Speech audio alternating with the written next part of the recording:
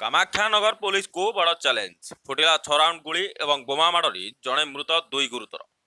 तेज ढेंकानाल जिला कामाख्यानगर में फुटिला 6 राउंड गुली आ बोमा माड़ी जनक मृत्यु होता बेले दुई जन गुरुतर होती। मृतक जनक हेले कामाख्यानगर अनंतपुर कॉलोनी साईर तोफान पात्र और गुरुतर दुई जन से साईर आकाश नायक और राजकिशोर नायक। तेज पूर्व शत्रुता को केन्द्र करी एही बड़ी गुली और बोमा माड़ होइतिबा जणा पड़ी। तेज किए एपरी गुली और बोमा माड़ करिछि ताहा एपर्यंत स्पष्ट हो पारि नाही। तेज गतकाली राति रे कामाख्यानगर सारंगधर स्टाडियम निकट रातिर अंधकार भितर घटी एभली रक्तरंजित घटना। तेज घटनास्थल में एक गाड़ी उपर को 6 राउंड गुली सह बोमा माड़ होइतिला। तेज एथिरे 3 जन गुरुतर होइतिले। सेमानंकु प्रथमे कामाख्यानगर मेडिकल रे भर्ती करा जायतिला। तेज तोफान और आकाश को अवस्था संकटापन्न थिबारु उभय को कटक बड़ मेडिकल को स्थानांतरित करा जायतिला। तेज चिकित्साधीन अवस्था तोफान मृत्यु हो जायछि। तेबे एने कामाख्यानगर पुलिस अधिक तदंत चलाई। अधिक सूचना देवाई आम सांगरे आम फोन लाइन ने जोड़ी होइचंती आम प्रतिनिधि पद्मनाभ दास। अच्छा पद्मनाभ, आज्ञा ये जो गुलिकांड घटिला ये जो गतकाल राति रे जो सारंगधर स्टाडियम निकट रे जो गुलिकांड घटिला जो बोमा माड़ होइतिला काहींकी एवं केमिति होइतिला से समय देखंतु देखंतु गतकाली विलंबित राति रे कामानगर सारंगधर स्टाडियम ठारे एक अभावनीय घटना घटी जायतला। पूर्व शत्रुता को ये केंद्र करी हेची एक कार ऊपर प्रथमे बोमा माड़ करा जायतला। तापर 6 राउंड गुली भी चला जायतला।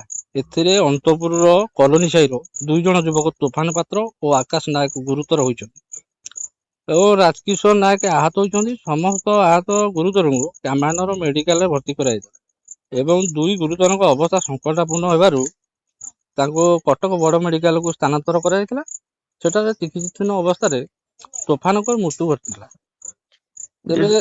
अच्छा पद्मनाभ, ये जो घटना घटिला घटना स्थल रे केही प्रत्यक्षदर्शी थिले कि कोन प्रकार प्रत्यक्षदर्शी कोन प्रकार प्रतिक्रिया मिल पारि? प्रत्यक्षदर्शी एपन केही मुह खोलु नाहंती। प्रत्यक्षदर्शी माने केही माने मुह खोलु नाहंती। ए जो अभावनीय घटना हेई अभावनीय घटना तेम कोई तांको जीवन प्रति कोन कि सेही जो कि कोन तांकर केही मुह खोलु नाहंती एपर्यंत। अच्छा पुलिस से बाबद रे पुलिस पाखरु कोन प्रकार किछि प्रतिक्रिया मिलिलानी? पुलिस बर्तमान छानबीन जारी रखी। दीपट रास्तार दीपट साइड पूरा सील करी। पुलिस माने दी प्लाटून फोर्स बर्तमान भी जगह उपर सील करी छिड़ा छानबीन कर। पुलिस किसी भी एपर्यंत प्रतिक्रिया मिली ना। छानबीन सरला किसी आमको जणे। अच्छा ये जो पद्मनाभ ये जो घटना घटिला ये जो पूर्व शत्रुता को केंद्र करी कह जो पूर्व शत्रुता थिला कौन थिला एमानकर पूर्व शत्रुता जाको नै कि एते बड़ अभावनीय जो घटना घटी?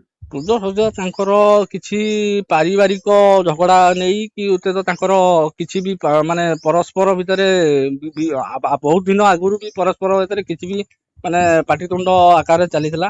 ताहा मते बतला परिस्थिति संकटापन्न हला ए माने गोष्ठी संघर्ष रूप नै गला।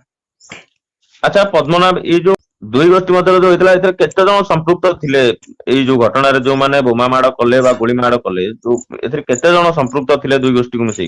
दुई गोष्ठी रो केते जन सठिकटा कहि हो नै। दुई गोष्ठी से विलंबित रात्रि जेतु हेतिला जो माने घटना जो घटेला परे सेठारु आसामी सब फेरार हेतले।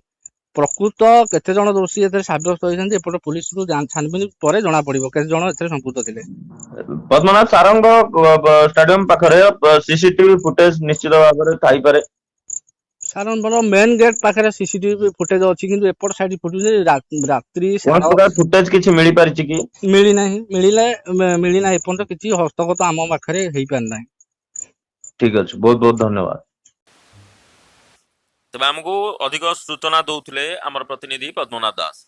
तेज गतकाली राति रे कामाख्यानगर सारंगधर स्टाडियम निकट रे किटमिट अंधार भितर घटी एभली रक्तरंजित घटना। घटनास्थल में एक गाड़ी उपर को 6 राउंड गुली सह बोमा माड़ होइतिला। एथिरे 3 जन गुरुतर होइतिले। सेमानक मध्यरु प्रथमे 3 जन गुरुतर होइतिले। सेमानक मध्यरु प्रथमे कामाख्यानगर मेडिकल रे भर्ती करा जायतिला। तबे तोफान और आकाश को अवस्था संकटापन्न थिबारु उभय को कटक बड़ मेडिकल को स्थानांतरित करा जायतिला। चिकित्साधीन अवस्था तोफान मृत्यु हो जायछि। तेबे एने कामाख्यानगर पुलिस अधिक तदंत चलाई। ଢେଙ୍କାନାଳ ଜିଲ୍ଲା କାମାକ୍ଷାନଗରରୁ ପଦ୍ମନାଭ ଦାସଙ୍କ ରିପୋର୍ଟ ନ୍ୟୁଜ୍ 10 ଓଡ଼ିଶା ଲାଇଭ୍।